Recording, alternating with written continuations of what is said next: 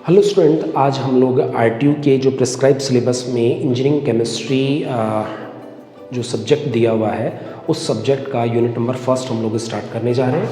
ठीक है, तो यूनिट फर्स्ट किससे रिलेटेड है? वाटर से रिलेटेड। वाटर, तो इस चैप्टर में पानी की हार्डनेस के बारे में हम लोग बात करेंगे। पानी की हार्डनेस क्या होती है, उसको कैसे डिटरमाइन किया जाता है, उसको रिमूव कैसे किया जाता है, इन सब मेथड्स के ऊपर हम लोग डिस्कस करने वाले हैं। तो सबसे पहले हम बात करते हैं हार्डनेस के ऊपर कि हार्डनेस बेसिकली क्या होता है। तो देखिए, हार्डनेस को समझने से पहले हम लोग पानी के जो टाइप्स हैं उनको समझेंगे। पानी बेसिकली सॉफ्ट वाटर और दूसरा होता है हार्ड वाटर। ठीक है, तो सबसे पहले ये जो सॉफ्ट वाटर और हार्ड वाटर है इनको किस तरीके से डिफरेंशिएट किया जाता है, इसके लिए हम किसको काम में लेते हैं? सोप को काम में लेते हैं। ठीक है ना, तो सबसे पहले मैं आपको सॉफ्ट वाटर को समझाऊंगा। सॉफ्ट वाटर क्या होता है? देखिए, सॉफ्ट वाटर को समझने के लिए जैसा कि मैंने पहले बताया किसको काम में लेंगे? सोप को काम में लेंगे। अब सोप क्या होता है? सोप बेसिकली सोडियम स्टीरेट यानी कि C17H35COONA, ये क्या चीज़ है? ये सोप है। ठीक है, सोप की रिएक्शन आप करवाइए HOH के साथ में। HOH मतलब पानी के साथ में, पानी में आप सोप अप्लाई कर रहे हैं तो देखिए स्टीरिक एसिड बनता है।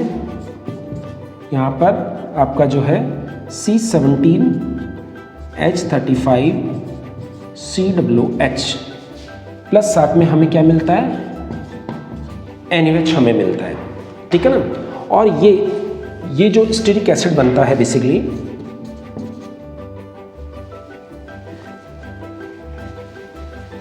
ये जो स्टीरिक एसिड C17H35COOH ये क्या करता है? सोप के साथ रिएक्ट करके फर्दर क्या बनाता है? यहां पर लेदर बनाता है, लेदर का फॉर्मेशन करता है। ठीक है ना, और ये जो चीज़ है, ये जो प्रोसेस है हार्ड वाटर के साथ में देखने को नहीं मिलता है। बट सॉफ्ट वाटर की बात करें तो सॉफ्ट वाटर के केस में यहाँ पर आपको लेदर बनता हुआ मिलेगा। ठीक है ना, अब यहाँ पर थोड़ा सा मैं ये जो सोप है किस तरीके से डस्ट पार्टिकल को और ऑयल को अलग कर पाता है, ठीक है ना, और इस लेदर का क्या रोल होता है वो भी थोड़ा समझाने की कोशिश करूँगा सॉफ्ट के अंदर। यानी कि सॉफ्ट वाटर के अंदर जैसे कि अपन देखते हैं कि क्लोथ्स को ईजिली क्लीन किया जा सकता है, बट हार्ड वाटर के साथ में वो चीज़ पॉसिबल नहीं है। तो देखिए, जैसा कि सोप के केस में हम बात करें, सोप के अंदर लॉन्ग चेन है। ठीक है ना, जैसे कि सोडियम स्टीरेट में हमने देखा लॉन्ग चेन है। इसके अंदर दो हिस्से होते हैं। ठीक है ना, देखिए एक हिस्सा होता है हाइड्रोफिलिक,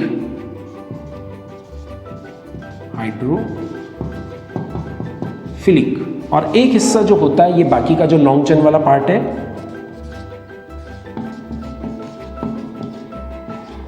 हाइड्रोफोबिक हिस्सा। ठीक है ना, ये वाला जो हिस्सा है देखिए दिस वन, ये यहाँ से यहाँ तक क्या है? हाइड्रोफोबिक है, और ये हाइड्रोफिलिक है, ये छोटा सा हिस्सा। ठीक है ना, इसका मीनिंग क्या है? ये वाला जो पार्ट है हाइड्रोफिलिक मतलब वाटर लविंग। ठीक है ना, ये हिस्सा वाटर के साथ अटैच हो सकता है, ये वाला हिस्सा वाटर के साथ अटैच नहीं हो सकता है। तो ये जो हिस्सा वाटर के साथ अटैच होगा, यानी कि जैसे मेरे पास ये वाटर मॉलिक्यूल्स हैं, ठीक है ना, इन वाटर मॉलिक्यूल के साथ में अटैच होने की टेंडेंसी इसकी होगी। ठीक है ना, ये अटैच हो जाएगा इसके। ठीक है ना, और हाइड्रोफिलिक वाला पार्ट क्या करेगा? ये वाला हिस्सा बेसिकली किनके साथ अटैच होगा? ये वाला जो हिस्सा अटैच होगा बेसिकली ऑयल के साथ में और डस्ट के साथ में। ठीक है ना, ऑयल और डस्ट के साथ में ये वाला हिस्सा जो है वो अटैच हो जाएगा। ठीक है ना, ये अटैच होने के बाद में पानी इस वाले हिस्से को अटैच करेगा। ठीक है ना, और ये फाइनली ये जो है पूरा का पूरा जो ऑयल और डस्ट जो है वो क्लोथ से हट करके, यानी कि क्लोथ के अंदर जो फाइबर्स होते हैं उन फाइबर से हट के किसके साथ कनेक्ट हो जाता है? वाटर के साथ कनेक्ट हो जाएगा, और वाटर फाइनली इसको अपने साथ बहा करके ले जाएगा और हमारे क्लॉथ जो है वो क्या हो जाएंगे? वो क्लीन हो जाएंगे। तो इस तरीके से ये प्रोसेस सॉफ्ट वाटर के केस में इजीली हो पाता है। अब ये वाला जो प्रोसेस यदि अपन हार्ड वाटर लेते हैं तो वहाँ पर इस तरीके की पॉसिबिलिटी नहीं है। तो अब अपन समझते हैं कि हार्ड वाटर बेसिकली किस तरीके से वर्क करता है और हार्ड वाटर के अंदर जो लेदर फॉर्मेशन का प्रोसेस है वो क्यों नहीं होता, उसको थोड़ा समझने की कोशिश करेंगे। तो नेक्स्ट अपना है हार्ड वाटर।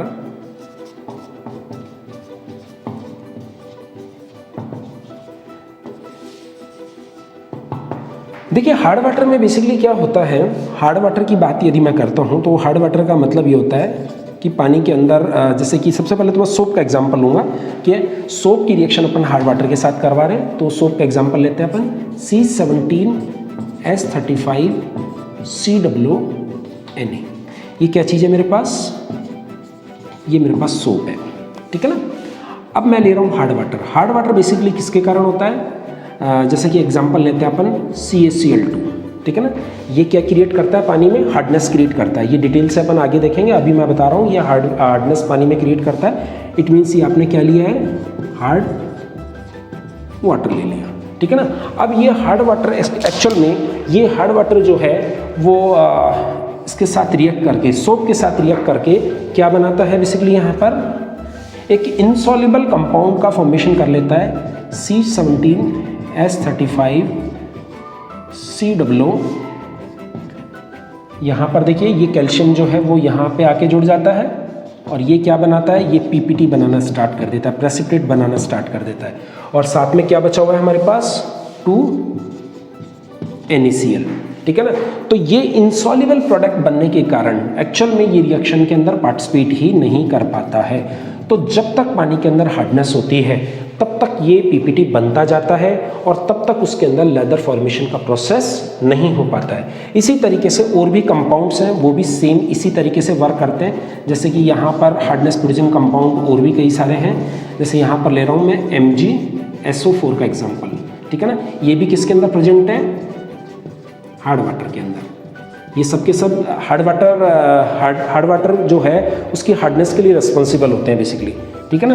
तो यहाँ पर देखिए ये भी क्या करता है, ठीक है ना, ये भी आपका C17H35COO2Mg, यानी कि यहाँ पर क्या बना लेता है, ये भी PPT बना लेता है। और साथ में यहाँ से हमें क्या मिलेगा, Na2SO4 हमें मिलता है।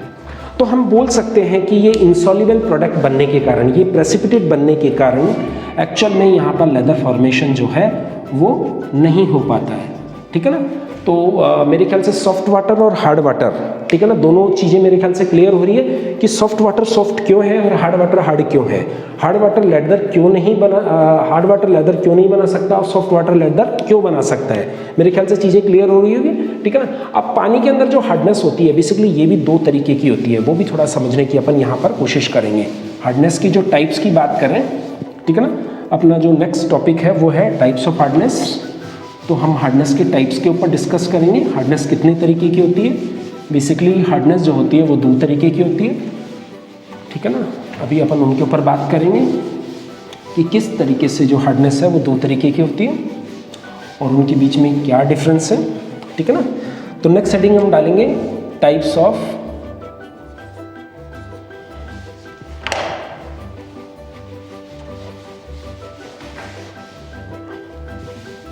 नेक्स्ट हेडिंग हम डालेंगे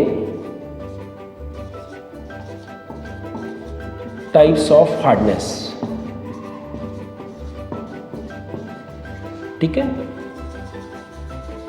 तो हार्डनेस कितने तरीके की होती है, दो तरीके की। फर्स्ट है टेम्परेरी हार्डनेस और दूसरी होती है परमानेंट हार्डनेस। तो सबसे पहले मैं टेम्परेरी हार्डनेस को समझाने की कोशिश करूंगा। टेम्परेरी हार्डनेस क्या होती है, hardness which can be able to remove by boiling process, ऐसी हार्डनेस जिसको कि बॉयल करके रिमूव किया जा सकता है। जैसे कि एग्जांपल मैं लेता हूं कि जैसे कि पानी में मेरे पास है,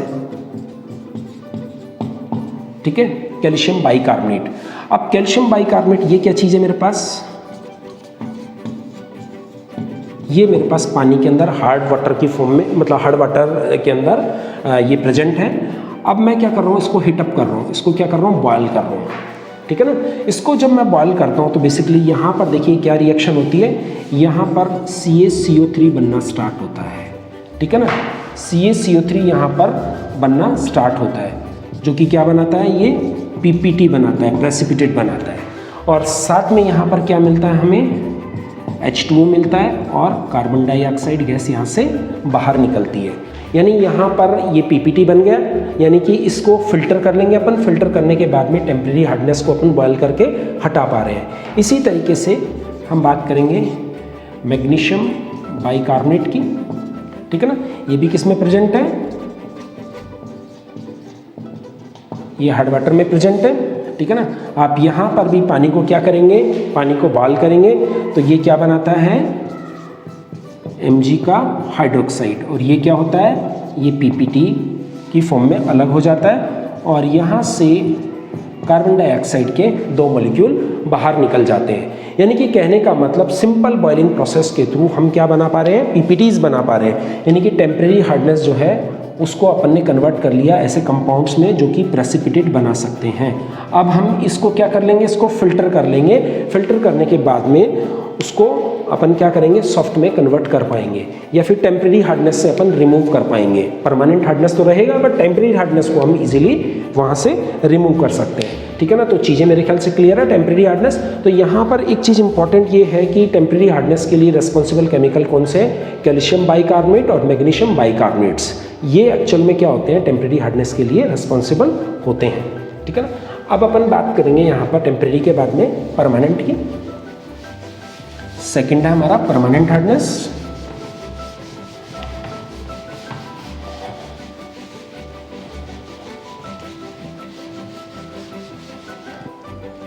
सेकंड है बी परमानेंट हार्डनेस।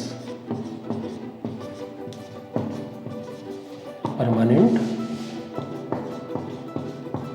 हार्डनेस, देखिए परमानेंट हार्डनेस किसके कारण क्रिएट होता है, जैसे कि मैंने पहले बताया, hardness which can not able to remove by simple boiling process is called permanent hardness. Actual में परमानेंट हार्डनेस के लिए भी जो रेस्पॉन्सिबल आयंस होते हैं Ca+2 और Mg+2 ही होते हैं, ठीक है ना। ये Ca+2 Mg+2 प्लस कुछ heavy metals like Fe+2 Al+3, ठीक है ना। ये सारे के सारे क्या करते हैं, ये सब जो मेटल्स हैं, ठीक है ना, ये क्या करते हैं, इनके सल्फेट्स, ठीक है ना, इनके क्लोराइड्स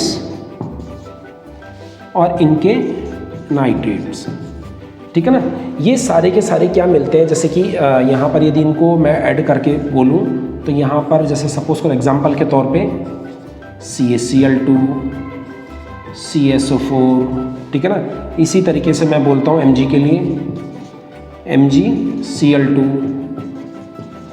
MgSO4, ठीक है। ये सब के सब इसी तरीके से हम आयरन की बात करें FeSO4, ठीक है, और एल्युमिनियम की बात करूं Al2SO4 3, ठीक है ना। तो ये सब इसी तरीके से मैंने एग्जांपल बताया। ये सारे के सारे जो जितने भी कॉम्बिनेशंस बनेंगे वो सारे कॉम्बिनेशन रिस्पॉन्सिबल किसके लिए होंगे, परमानेंट हार्डनेस के। आप ये तो कैटाइन है, ये वाले पार्ट तो कैटाइन का है और ये वाला पार्ट आपका एनाइंस का है। इनको कंबाइंड करा करके आप जितने भी प्रोडक्ट बनाएंगे वो सारे के सारे रिस्पॉन्सिबल है किसके लिए, परमानेंट हार्डनेस के लिए, ठीक है ना। तो मेरे ख्याल से अब हम लोग जो है यहाँ पर डिफ्रेंशिएट कर पाएंगे कि टेम्परेरी हार्डनेस कौन क्रिएट करता है, परमानेंट हार्डनेस कौन क्रिएट कर सकता है, ठीक है ना। चलिए, थैंक यू वेरी मच।